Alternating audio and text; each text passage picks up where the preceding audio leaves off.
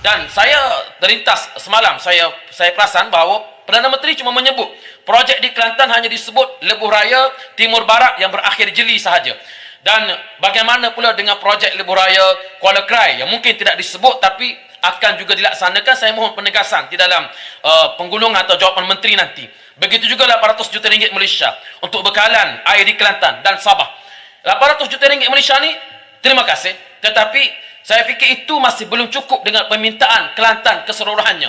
Walaupun Kelantan mohon 8 bilion, tetapi kemudian kata 1 bilion dah cukup. Jadi dalam 800 juta ringgit Malaysia ini, adakah 800 juta itu untuk Kelantan saja ataupun Kelantan dan Sabah, yang saya fikir kalau dibahagikan di antara dua negeri ini, ia belum cukup untuk memastikan perkhidmatan air di Kelantan dapat berjalan dengan baik setelah dinafikan begitu lama. Saya balik kepada isu di Pasir Mas. Boleh sikit je. Sikit. Semua nak ingatkan Pasir Mas lah.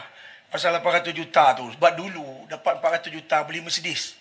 Kali ni kalau dapat 800 juta, jangan beli Mercedes. Ini ingatan abang kepada adik. Saya fikir Hulu Langat dah ketinggalan zaman. Dia dah ketinggalan zaman. 800 juta itu sudah diperincikan dari sudut pembelanjaannya. Bukan nak beli Mercedes pun. Dah ada peruntukan, dah ada perbentangan. Jadi Hulu Langat, nama Hulu, saya jangan cemarkan nama Hulu Langat. Ingatan. Baik, terima kasih. Kekanda saya Hulu Terima Langat. kasih. Baik, saya nak pergi sikit kepada beberapa isu yang berlaku di Pasir Mas. Datuk Tan Sri Petua, beberapa bulan lepas berlaku letupan mercun di Naratiwat. Dan ketika berlaku letupan mercun di Naratiwat itu, kilang mercun Naratiwat banyak, sekitar 15 ke 20 buah rumah di Pasir Mas juga mengalami kerosakan yang sangat teruk.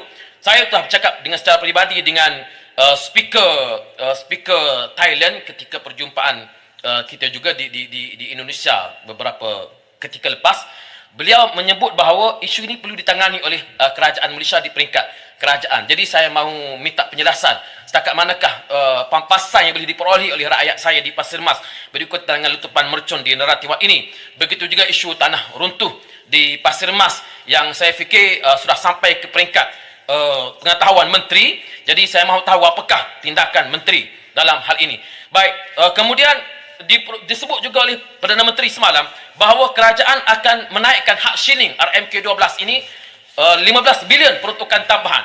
Kita mahu tahu apakah unjuran 15 bilion ini, kenapa ditetapkan 15 bilion ringgit Malaysia dan ke manakah 15 bilion itu ingin di spend ataupun dibelanjakan.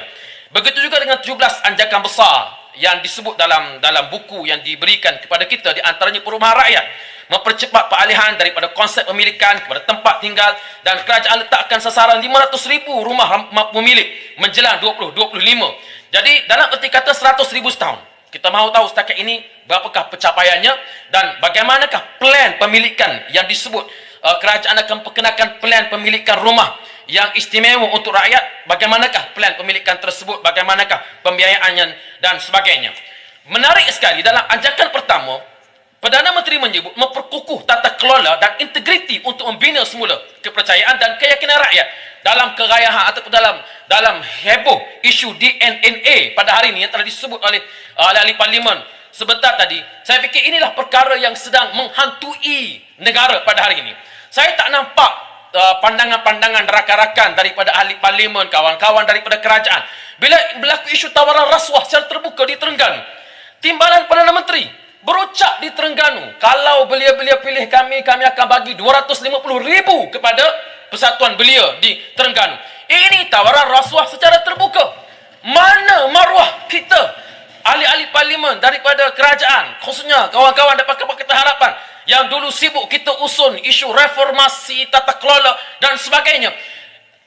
Timbalan Perdana Menteri sendiri menawarkan rasuah secara terbuka di hadapan khalayak ramai.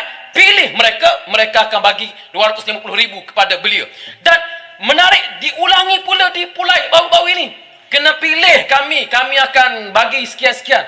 Ini bahasa yang bertentangan dengan prinsip pengurusan keuangan negara. Belum lagi kita bercakap dengan isu DNNA ni. Saya fikir rakan-rakan daripada kawan-kawan daripada kerajaan, mereka dah kena bersuara pada hari ini. Silakan Hulu Langat. Yalah. Tapi kalau dalam kempen tipu, fitnah, adu domba, cerita tak betul, ini pun tak boleh juga. Betul, tak boleh cakap saya setuju. LGBT. Saya sangat Islam setuju terancam. dengan sebab tu kan, bila tak kami undi PAS nanti masuk neraka. Fatwa haram. Ini pun tak boleh. Ulang-ulang. Ini pun tak boleh Ya. pada saya. Ya. Tak, yang itu pun kita tak setuju. Cukup lah. Tapi- Ulangan. Dah. Cukup dah. Cukup lah. Selama ini masalah ulangan bangkit. dia Poin pun dah, tak- dah. Masalah cukup lah. Satu Nanti ulangan. ada dekat dia. Ulangan. Minta dekat dia Saya Pasir tak bagi Mas. laluan. Saya Dia bagi tak laluan. Dia tak bagi Dia laluan. bagi laluan tadi speaker. Dah habis dah laluan, dah habis dah. Menipu tak boleh, fitnah tak Ya. boleh, adu domba tak boleh. Nanti masuk neraka, nanti lawan Islam, Islam terancam. Kalau speaker bagi, Yang saya kita tak ada masalah. risau, Okey. Islam mana yang terancam dalam negara kita ni? Terima kasih kepada Kan? ulangan. Masjid Saya- ada, Poin surau taken. ada, Poin taken. madrasah ada, Ulangan. imam ada, Ulangan. ustaz ada, Ulangan. hadi ada, tazkirah ada, usrah ada. Ulangan. Islam mana yang Ulangan. terancam ni? Dengar. Ini yang kadang-kadang ni, kadang-kadang. Ulangan. Okey, baik. Tidak baik. Baik. Tan Sri speaker. Duduk. Dia gila ni. Terima kasih ulangan. Ya, saya setuju. Tak boleh fitnah, termasuklah kata kami terima dana judi Timbalan speaker. dan sebagainya. Bila Tan Sri kami minta speaker. dibuktikan, tak dapat nak dibuktikan. Arau sebut Kemudian gila. SPRM pun keluar. Saya tak gila. Tanya soalan. Dia Tiga yang kali gila. saya tanya dalam dewan ini. Mana yang gila, bukti Arau yang Ikatan gila. Nasional terima dana judi. Sampai ke hari ini, tak boleh nak buktikan. Ini bukan fitnah daripada ahli jawatan kuasa parti peringkat kawasan bahagian. Ini daripada orang nombor 1 yang menyatakan kami terima dana judi. Sebab itulah saya setuju. Mas, Jangan fitnah boleh dan landing. laga dan sebagainya. Boleh Baik, landing. Landing. minta nak landing sikit lagi. Sebab itu Tan Sri Point speaker. order untuk ulangan. Dia kata Point order mana tu? Point order mana? Point order. Dah. Point order mana? Baca. Baca. Dia pun nanam tenggaan jahat. Mana Dia kata arau. Saya tak kata apa dekat dia. Tak ada, saya tak Saya dengar. dia kata gilo. Gilo kat siapa tak tahu. Dah. Dia kata arau. Dia kena tarik balik. Dia kata arau gila. Dah, saya duduk. Saya duduk around the place. Okey, silakan. Tan Sri di petua. Sebab Jadi, itulah. perkataan gila dibenarkan. Ulu langat gilo. Tan Sri di petua. Sebab itulah dalam isu di NNA ini saya ingin memohon kita dulu menjunjung prinsip boleh berhimpun secara aman. Sabtu ini anak-anak muda minta nak berhimpun, Tan Sri di petua. Jadi pihak kerajaan permudahkanlah. Tak ramai pun yang berhimpun ni, tak ramai. Kalau datang 10,000 pun masih belum cukup untuk menggoncang kerajaan. Jadi tak apalah kita berhimpun. Kami ahli parlimen pembuat undang-undang, kita tidak akan berkonfrontasi dengan pihak polis, tidak akan kuasa dengan pihak kuasa, tetapi kita minta pihak kerajaan permudahkanlah urusan untuk berhimpun. Kalau perlu tukar tempat, kami tukar tempat dan sebagainya, sekadar untuk meluahkan rasa bahawa rakyat tidak puas hati dengan isu pengurusan undang-undang pada hari ini. Bagilah kami berhimpun. Saya pun dah dipanggil oleh pihak polis, tidak ada masalah untuk kita bagi keterangan dan sebagainya. Cuma saya nak perbetulkan kenyataan perhimpunan perlu kepada permit. Tidakkah perhimpunan sudah tidak perlukan permit perhimpunan?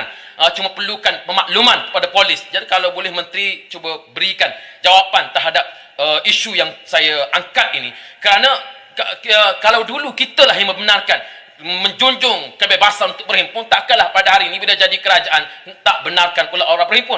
InsyaAllah kami tidak akan mengulangi himpunan yang melanggar undang-undang seperti berlaku di parlimen 2 tahun lepas ketika ramai ahli parlimen nak berarak masuk ketika bukan waktu sidang dan sebagainya. Jadi itu isu yang berbeza. Kami akan patuh kepada undang-undang, tapi tolong permudahkan urusan kami. Dan saya mohon kepada semua, saya tahu bahawa di dalam parti-parti yang ada dalam kerajaan sendiri pun sangat tidak selesa dengan isu yang berlaku pada hari ini. Marilah kita sama-sama meluahkan rasa kita dan meluahkan apa yang terbuku, minta supaya penjelasan ini dapat diberikan.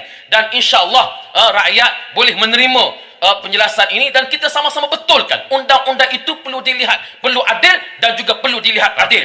Kalau takut berlaku onar, baiklah meniti di bawah redup. Kalau takut berkata benar, baiklah mati berbanding hidup. Terima kasih Tan Sri. Terima kasih. Terima kasih.